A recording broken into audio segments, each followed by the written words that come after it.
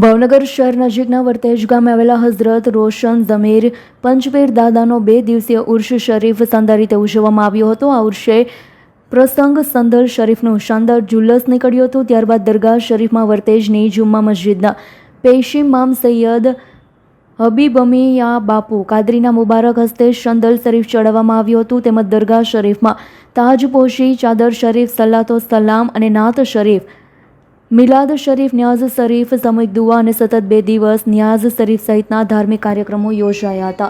કાર્યક્રમમાં મોટી સંખ્યામાં હિન્દુ મુસ્લિમ શ્રદ્ધાળુઓ લોકો ઉપસ્થિત રહ્યા હતા। કોમી એકતા અને ભાઈચારાના પણ દર્શન થયા હતા। કાર્યક્રમને સફળ બનાવવા દરગાહ શરીફના ખાદિમ ઉસ્માન શાહ, હાજી જમાલ શાહ, ઇરફાન શાહ, ઇમરાન શાહ, ઇલિયા શાહ ઉર્ફે ઇલુબાપુ, કાળુભાઈ બેલીમ, સુરશંગભાઈ કે પરમાર, પ્રાથરાજસિંહ ડી ગોહિલ સહિતના ખાસ ઉપસ્થિત રહ્યા અને સારી જહેમત ઉઠાવી હતી। ઇરફાન સોલંકીનો રિપોર્ટ, S9 ન્યૂઝ, ભાવનગર।